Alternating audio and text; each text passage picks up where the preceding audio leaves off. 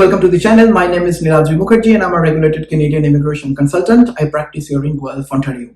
A new visa category is on the works, and that visa is called the High Potential Technological Visa.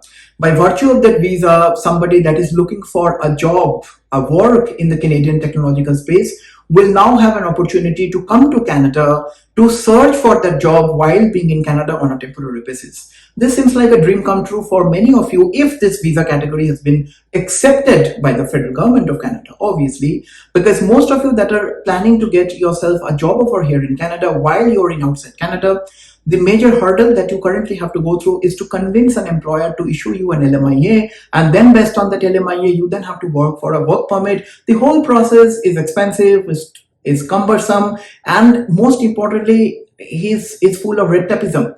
Now, the Canadian Council of Innovators, one of the proponent of innovation and growth here in Canada, particularly in the technological sector, has finally brought this to IRCC, to the federal government of Canada, and requested the government of Canada to come up with this new visa category, which they are calling as of right now is a high potential tech visa category, which will be there as a pilot, to start with, to have more and more foreigners, to more and more eligible foreigners to come to Canada to search, to meet and search for job offers while they're inside Canada.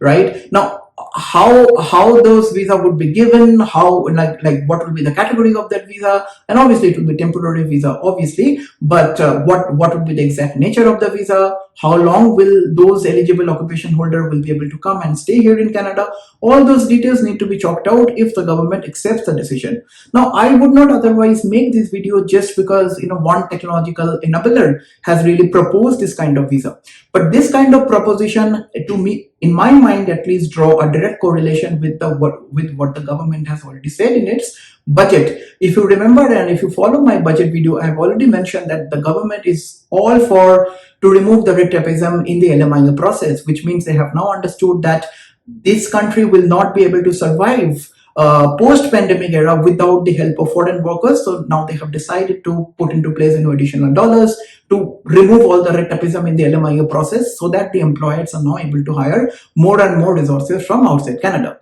That is number one. Now, make that marry, have that marry with this new visa category, which is now called the High Potential Tech Visa. Will it not be nice so that if I am looking for a foreigner, to work in my organization, now if the foreigner has a visa, if the foreigner has now a temporary visa, will then be able to come to Canada, meet me personally face-to-face for a face-to-face interview. And then I will be able to decide whether I need the foreigner or not, right? This is a major bottleneck, because the employers, without meeting potential employees who are sitting outside Canada, how will they be even convinced that, yes, this is the perfect employee that I'm looking at? This, in my opinion, really bridges the gap, that if this pilot program comes into place, which is, I am sort of optimistic, it will come into place. But again, I will like to keep my fingers crossed. I will wait and watch as to how it goes. But this kind of proposition from a leading council of innovation and research makes me believe that the government will now have to really think of removing the red tapeism, make those processes a little bit more slicker, a little bit more, I would say, employee oriented, or say client oriented, right, to make it really work. Now, we all know that people from all over the world really want to come to Canada in search of jobs. But if they want to actually land in Canada, they cannot do that without a job offer. So it's really the chicken and the egg story. You cannot come to Canada without a job, but the employers are telling you to come to Canada with a legal status. Then which comes first? This pilot program, if comes into existence, will really solve that problem. But as I said, I'll really keep my fingers crossed. We'll see how it goes.